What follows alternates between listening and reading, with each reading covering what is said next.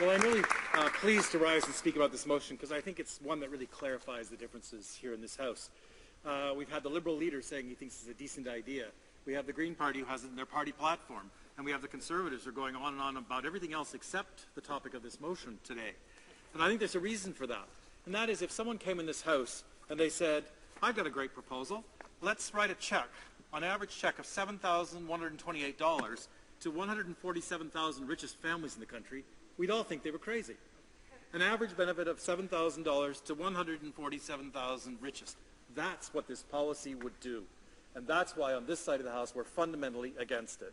And when you look at the total expenditure of $5 billion, $3 billion federal, 1.9 billion provincial, you think about what can we spend $5 billion on? How about a universal child care program that would actually help families who can't find a place to put their kid in quality care? How about a national pharmacare program that would actually help seniors living in poverty and struggling with choices between keeping a roof over their head or buying pharmaceutical drugs? There's lots of things like this that we could do with $5 billion. But instead, no, what the Conservatives are saying, let's write a check for $7,128 to the 147,000 richest families. It's beyond belief that they would come in and say that this is a policy about fairness and tax relief for families. This is about aiding their richest friends. And I'm amazed that some of the Liberals, at least, have gone against what their federal Liberal leader said at the beginning, because we don't often see that in the Liberal Party. But I'd still like to hear from the federal Liberal leader about whether he still thinks it's a decent idea, because it seems like an indecent proposal to me. I'd like to say, Mr. Speaker, that I will be, even though I'm quite agitated, I'll be sharing my time with the member for York Southwest, because I do have a lot I'd like to say on this. Who actually benefits from this? When we talk about the 14% of families who benefit, you look at my riding. People making under $44,000 a year, no benefit. A couple who make above $44,000 a year but are both in the same tax bracket, no benefit. Single parents, no benefit. Couples with no kids, no benefit. Couples with kids who've grown up, no benefit. Parents who are divorced, that's my favorite in terms of irony, parents who are divorced, no benefit. In other words, in my riding, we're getting a pretty high percentage. I think 86% might actually underestimate the people who are excluded in my riding, because when you go through that list, it's just about everybody that I talk to on a daily basis who would get nothing out of this federal income splitting program. So what we've seen is income inequality growing, and this measure would simply fuel that income inequality. The incomes of the top percent, the top 1% or 5% have been skyrocketing, while the average family struggles to make ends meet at the end of the month. And the gap between the ultra-rich and the rest of us in Canada continues to grow. Liberals and Conservative governments have done nothing to attack this problem. I'd rather we be discussing a proposal like a living wage. You know, when I was on City Council in Esquimalt before I came here, we had a long debate about the minimum wage and the failure of the minimum wage to provide an income that people can actually live on, that they can support a family in dignity. And so instead of talking about income splitting that benefits the rich, I wish the Conservatives were proposing talking about a living wage. It was the Liberals who eliminated the separate federal minimum wage in 1996. And now what we have is a situation where minimum wages continue to erode. And in real dollars, we're probably still somewhere below where we were in 1976 when it comes to the minimum wage. And when who earns that minimum wage? The people who would not be benefiting from income splitting for sure, 41% of those are women and young people. And in British Columbia, 32% of those minimum wage earners are between the ages of 25 and 54. 9% of them are age 55 and over. So we're not just talking about teenagers going to school and living in their parents' basement. We're talking about people who are trying to build a family for themselves, support themselves in dignity, and even support themselves when their retirement incomes fail. Remember, 10%, almost 10% of those 55 and over are still working at a minimum wage, and most of these are women. So what would a living wage do? A living wage is the idea that we pay an amount that two parents, both working full-time with two children, could provide the basic necessities, not including paying back debt, not including savings, not including trips to Hawaii, which is what I suspect many of the people who would benefit from this income splitting will use this extra income for. But instead, let's pay them a wage that allows them to live in dignity. In Greater Victoria, where I represent, in April of 2014, that required a wage of $18.93 an hour. The minimum wage, $10.25. So people who are on the minimum wage are living well below what it takes to live a life of dignity. Now, there are those on the other side, of course, whenever we talk about raising the minimum wage, who talk about it as a job-killing proposal. Well, if there's any job-killing proposal, it's the income-splitting proposal. Because what it's going to do is take money out of the economy in Canada and give it to people who will spend it abroad, either investing or traveling.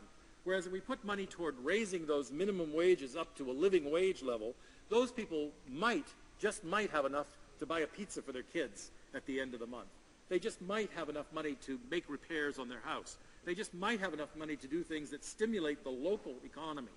And so I can't for the life of me see how, when we're talking about income splitting, any of that is going to put money back into job creation and small business in my riding. It's actually going to take money out of circulation, most probably money which will end up invested abroad or spent abroad on things like travel or spent on luxuries.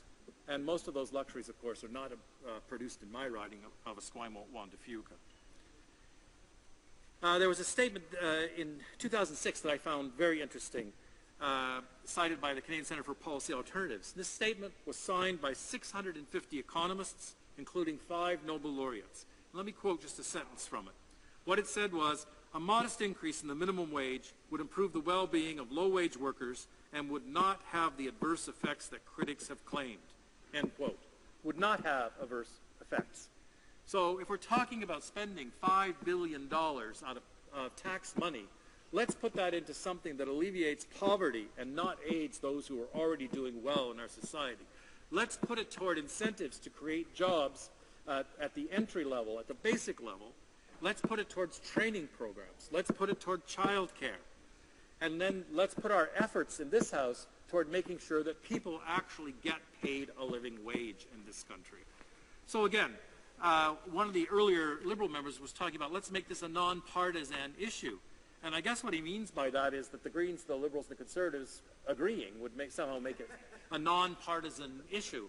This is what's at the fundamental nature of politics. What kind of Canada do we actually believe in? And I find this proposal for income splitting not the kind of Canada that I believe in, not the kind of Canada I want to live in. And I think that when most of the residents of my riding, some of whom might benefit from such a proposal, but when they actually see its cost, its huge cost, and the vast majority of its benefit going only to the wealthiest and most successful, even those people who might benefit in my riding would have cause to think about it again. Why am I so sure of that? Because even the former federal Minister of Finance, Jim Flaherty, said he had serious concerns about this proposal. So if the Conservatives weren't prepared to listen to Jim Flaherty at that time, I'm not sure who they will listen to on this. But hopefully they'll get a chance to listen to Canadians. When it comes time for the next election, I hope they put forward policies like this, which really clearly state their agenda. And that is a devotion to the kind of trickle-down economics. If we give money to those who are doing the best, they'll somehow invest that or spend that, so the other 86% of Canadians can eventually benefit from it, when we all know that that kind of economics simply doesn't work. It's interesting when you look at the people who have talked about income splitting and expressed their doubts. They range from the C.D. Howe Institute on the right to the Broadbent Institute on the left. Both found that the proposal would, as we've argued on this side, cost the federal treasury $3 billion. Both found it would cost the provinces, again, the provinces have nothing to say about this, because of course the Conservatives never talk to the provinces, it would cost them $1.9 billion out of their tax revenues. Where are they supposed to find that? And very interestingly, in terms of the percentage of people who would not benefit from this, both the C.D. Howe Institute and the Broadbent Institute found between 86%, that's the C.D. Howe Institute, and 90%, the Broadbent Institute, of the population that would not benefit from this income splitting proposal. So, Mr. Speaker, I wish we were talking about a living wage for Canadians, those who go to work every day, work hard to put a roof over their heads and support their families, maybe put a little away for their kids' education or for their retirement. This policy of income splitting does nothing to favor those people.